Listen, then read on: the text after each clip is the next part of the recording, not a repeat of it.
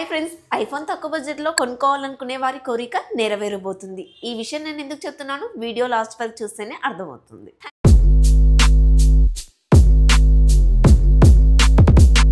Hi hello friends, welcome to our channel Priyanka tech. ఈ రోజు ఈ వీడియోలో వచ్చేసి మనం ఐఫోన్ SE4 మొబైల్ కి సంబంధించిన కంప్లీట్ డీటెయిల్స్ తెలుసుకుందాము. ఇవైతే కన్ఫర్మ్ అని తెలుస్తుంది. ఈ ఐఫోన్ వాళ్ళకు ఒక పెద్ద దండం రా బాబు.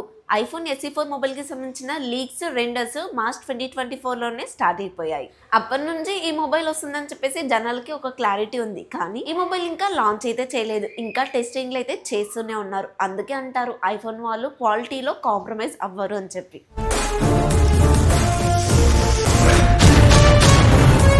ఇక వెయిటింగ్ అయితే ఓవర్ అండి. ఈ మొబైల్ అయితే మార్చ్లో వస్తుందని కన్ఫర్మ్ అయితే తెలుస్తుంది. ఈ మొబైల్కి సంబంధించిన డీటెయిల్స్ ఈ వీడియోలో మాట్లాడుకుందాం. మొబైల్కి సంబంధించిన స్పెసిఫికేషన్స్ అయితే ఈ విధంగా ఉన్నాయండి. ఈ మొబైల్కి సంబంధించిన ఫస్ట్ లుక్ కూడా ఆల్రెడీ బయటకు వచ్చేసింది. ఆ లుక్ అయితే ఈ విధంగా ఉంది. నాకెందుకో ఈ మొబైల్ మార్కెట్లోకి వచ్చిన తర్వాత 13 ఇంకా 14 గరగొట్టేస్తారేమో అనిపిస్తుంది. ఎందుకంటే ఈ మొబైల్ చూడడానికి సేమ్ 13, 14 లాగానే కనిపిస్తుంది. బ్యాక్ సైడ్ డిజైన్ అంతా కూడా, కాకపోతే సింగిల్ కెమెరా మాత్రమే ఉంటుంది. నాకు తెలిసి స్మార్ట్ ఫోన్స్ కానీ ఏ ఫోన్స్ అయినా యూజ్ చేసుకునే వాళ్ళు మెయిన్ కెమెరా ఒకటే యూజ్ చేస్తారండి.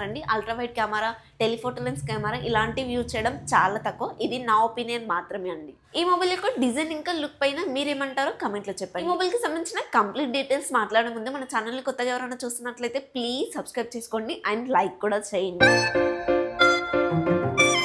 డిజైన్ ఇంకా బిల్డ్ క్వాలిటీ చూసుకున్నట్లయితే ఫ్రంట్ వచ్చేసి ఫ్లాట్ డిస్ప్లే, అది కూడా సిరామిక్ షీల్డ్ ప్రొటెక్షన్ తో వస్తుంది. బ్యాక్ సైడ్ వచ్చేసి గ్లాస్ ఫినిషింగ్ ఉంటుంది.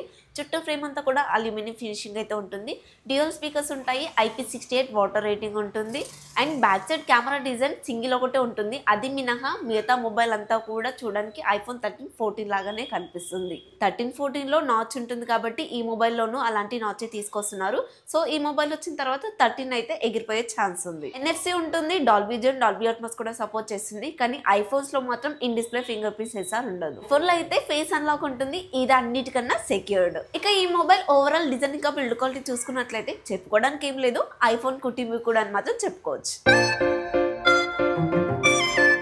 6.1 inches OLED display, 60Hz refresh rate అయితే సపోర్ట్ చేస్తుంది. 1200 స్పీక్ బ్రైట్నెస్ అయితే కలిగి ఉంటుంది. వీళ్ళ మొబైల్స్ లో సూపర్ రెటీనా XDR డిస్ప్లే వాడతారు కాబట్టి ఇతర మొబైల్స్ కన్నా డిఫరెంట్ గా ఉంటుంది అండ్ బాగుంటుంది కూడా.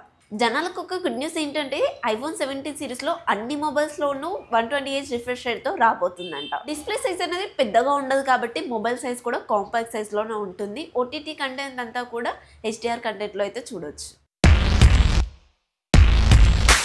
A18 చిప్ తో వస్తుంది. 3 నానోమీటర్ మీద బిల్డ్ అవుతుంది. LPDDR5X RAM టెక్నాలజీ ఉంటుంది. 6 కోర్స్ అయితే ఉంటాయి. ఫస్ట్ అయితే 6GB ర్యామ్ తోనే వస్తుంది అని చెప్పారు. ఇప్పుడైతే 8GB ర్యామ్ తో వస్తుంది అంటున్నారు. అప్డేట్ విషయానికి వస్తే మాత్రం ఈజీగా 6 years వరకు అయితే ఎక్స్పెక్ట్ చేయొచ్చు. అండ్ AI ఫ్యూచర్స్ కూడా ఉన్నాయి, కానీ డబ్బులు అయితే అవుతాయి. ఈ ప్రాసెసర్ అయితే చాలా పవర్ఫుల్ ప్రాసెసర్. ఈ మొబైల్లో ఈ ప్రాసెసర్ ఇస్తారని నేనైతే ఎక్స్పెక్ట్ చేయలేదు. కాకపోతే AI ఫ్యూచర్స్ కోసం మాత్రం ఇచ్చారని అర్థమవుతుంది. బ్యాక్ సైడ్ వచ్చేసి ఆల్రెడీ మనం చెప్పుకున్నట్టుగా సింగిల్ కెమెరా మాత్రమే వస్తుంది. అది కూడా 48 MP. OISకి కూడా సపోర్ట్ చేస్తుంది. 4K 60 FPS వరకు వీడియో రికార్డ్ అయితే చేయొచ్చు. ఫ్రంట్ వచ్చేసి 12 MP అని కన్ఫర్మ్ అయితే అయింది. కానీ కొంతమంది వచ్చేసి 24 MP అంటున్నారు. ఇదైతే 17 సిరీస్లో మనం చూడొచ్చు. బ్యాక్ సైడ్ కెమెరాని యూజ్ చేసి 1080, 240 FPS వరకు స్లో మోషన్లో వీడియో రికార్డ్ చేయొచ్చు. సినిమాటిక్ మోడ్ కూడా ఉంటుంది వీడియో రికార్డింగ్ కోసం. నియర్లీ 3300 mAh బ్యాటరీతో వస్తుంది. 20W ఫాస్ట్ ఛార్జింగ్ సపోర్ట్ చేస్తుంది. కేబుల్ బాక్స్ లో ఇస్తారు అండ్ Type-C కేబుల్ అయితే ఉంటుంది. ఇదండి ఈ మొబైల్ కి సంబంధించిన పూర్తి డీటెయిల్స్. ఈ మొబైల్ కి సంబంధించిన కంప్లీట్ డీటెయిల్స్ అయితే ఆల్రెడీ బయటకు వచ్చేసాయి. ఫోన్ మాత్రమే బయటికి రాలేదు అంతే.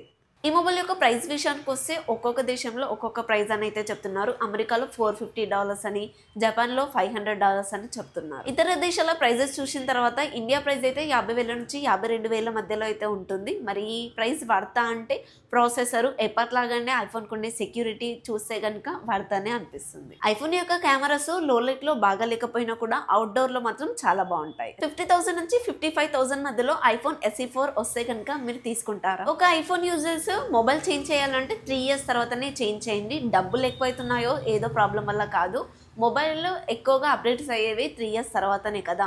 ఇది నా చిన్న సజెషన్ మాత్రమే. ఈ వీడియోకి అయితే ఇంతే ఫ్రెండ్స్. ఈ వీడియో కనుక మీకు నచ్చిందని అనుకుంటున్నాను. ఈ మొబైల్కి సంబంధించిన పూర్తి డీటెయిల్స్ కూడా మీకు ఇచ్చానని అనుకుంటున్నాను. ఈ మొబైల్ గురించి మీరు ఎంతమంది వెయిట్ చేస్తున్నారో కింద కామెంట్లో చెప్పండి. ఈ వీడియో కనుక మీకు నచ్చినట్లయితే ప్లీజ్ లైక్ చేయండి, మన ఛానల్ని సబ్స్క్రైబ్ చేసుకోండి. మీరు సపోర్ట్ చేశారని నేనైతే ఆశిస్తున్నాను. నేను నెక్స్ట్ వీడియోలో మళ్ళీ కలుద్దాం. అంటే బై బై.